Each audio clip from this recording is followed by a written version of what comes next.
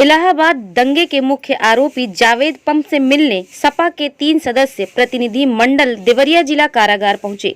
पूर्व मुख्यमंत्री एवं सपा के राष्ट्रीय अध्यक्ष अखिलेश यादव के निर्देश पर देवरिया कारागार पहुंचे इस प्रतिनिधि मंडल में इलाहाबाद के सपा जिला अध्यक्ष योगेश चंद्र यादव, मेजा विधानसभा क्षेत्र के सपा विधायक संदीप सिंह पटेल और देवरिया के जिला अध्यक्ष दिलीप यादव शामिल थे। इस मौके पर प्रतिनिधिमंडल ने भाजपा सरकार पर सपा कार्यकर्ताओं के उत्पीड़न का आरोप लगाया। मंगलवार को लगभग 12 बजे सपा के 3 सदस्य प्रतिनिधिमंडल देवरिया जिला कारागार पहुंचे। इन लोगों ने देवरिया जेल में बंद जावेद पंप से मुलाकात की और अखिलेश यादव का संदेश बताया। मुलाकात के बाद जेल से बाहर निकलने पर प्रतिनिधिमंडल के सदस्यों ने कहा कि भाजपा सरकार सपा के लोगों का उत्पीड़न कर रही है। जावेद पंप के फर्जी दंगे का अभियुक्त बताया गया है। हम लोग मिलने गए थे हमारे जनपद प्रयागराज के समाज सेवी, जो समय हमेशा चाहे वो हिंदू हो, चाहे मुसलमान हो, चाहे किसी भी धर्म जाति के लोग हों, उनके हमेशा सामाजिक कार्यक्रमों में सहयोग करने वाले साथी जावेद भाई, और उन्हीं से हम लोग मुलाकात करने आए थे। क्योंकि वर्तमान सरकार जो इतना उनके साथ जघन्य अपराध और अन्याय कर रही है, जो बिल्कुल कहीं न कहीं से बर्दाश्त करने लायक नहीं है। लेकिन चूँकि वर्तमान सरकार पूरी तरह से अन्याय पर आमादा है, जिनको अपने जनपद के जेल में न रख करके, जिनका ना कभी कोई आपराधिक इतिहास रहा है, बल्कि इन्होंने हमेशा आपसी सामाजिक सौहार्द बनाने का काम किया, उन्हीं से मिलने के लिए हम लोग इस जेल में आए थे।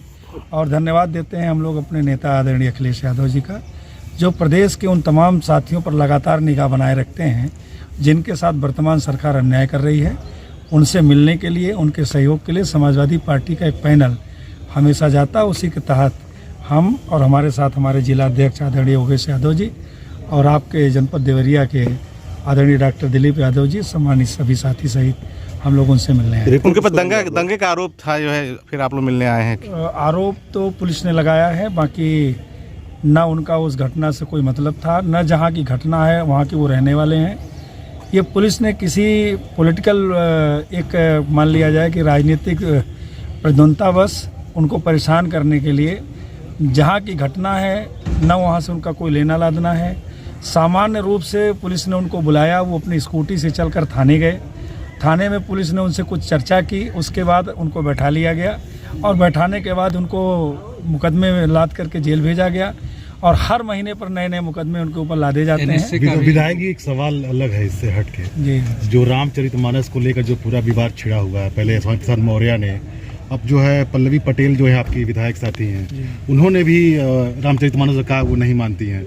आपका क्या व्यू है और क्या कहना है इस पर आपका? मैं सिर्फ इसमें इतना कहना चाहता हूँ कि मेरे ख्याल से मेरे सभी बड़े नेताओं का स्पष्टीकरण और बयान आपके सामने पूरी तरह से आ गया है। आदरणीय स्वामी प्रसाद मौर्य जी ने भी इस बात का कहा कि मैंने रामचरितमानस का, मैंने किसी धर्म का, किसी देवी देवता का विरोध नहीं किया, बल्कि उसके अंदर जो तमाम पंक्तियाँ थीं जिससे समाज आहत हो रहा था, इस प्रदेश की जो आधी आबादी है, नारियाँ हैं, जो एक उससे उनको अपमानित महसूस हो रहा था, उसको उन्होंने केवल निकालने के लिए, उनको विलोपन करने के लिए उन्होंने बात कही। और हमारे राष्ट्रीय अध्यक्ष जी ने भी कोई ऐसी बात नहीं कही है जिससे धर्म या रामचरितमानस कहीं सामने आड़े आता हो। उससे ज़्यादा तो आज इस देश के अंदर चर्चा होनी चाहिए जो जाति के सवाल पर आरएसएस के उन्होंने कहा, भागवत जी ने कहा, उस पर चर्चा होनी चाहिए। रामचरितमानस में तो उन्होंने, हमारे नेताओं ने सिर्फ इतना कहा है जो समाज के लिए उचित। आप भी चाहते हैं चौपाई हट जाए जिसकी बात हो रही बार बार आ रहा है? हम नहीं। हाँ। किसी भी व्यक्ति को अगर किसी किताब में अपमान महसूस होगा, चाहे वो जो भी, जैसे आपको मैं घटना याद दिलाना चाहता हूँ कि जब हम लोग पहले पढ़ते थे तो हम लोग जाते थे तो प्रार्थना में पढ़ाया जाता था कि जिस देश जाति में जन्म लिया बलिदान उसी पर हो जाएं, लेकिन अब वो नहीं पढ़ाया जाता है, अब उसकी पंक्ति बदल दी गई है। मुझे याद है कि एनसीईआरटी में पढ़ाया जाता था कि आर्य विदेशी हैं, लेकिन डॉक्टर मुरली मनोहर जोशी जब देश के प्रधानमंत्री, मानव संसाधन मंत्री हुए, तो उन्होंने उसको बदल करके लिख दिया आर्य इस देश के, आर्य विदेशी नहीं है, आर्य इस देश के मूल निवासी हैं।